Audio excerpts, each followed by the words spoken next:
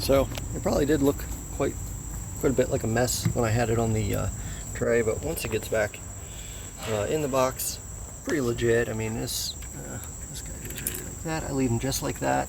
That way a technician knows these are all hot. Just pop that guy right out.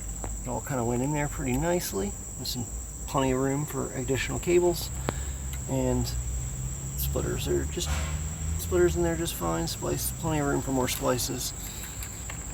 And see if we can't pop one of these and do a quick test.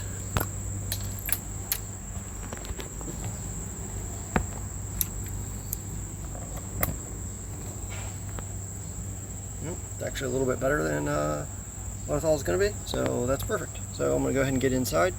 Hopefully, as long as I'm under a negative 19.7 or so on my fast drop, I'm going to be using a fast drop connector.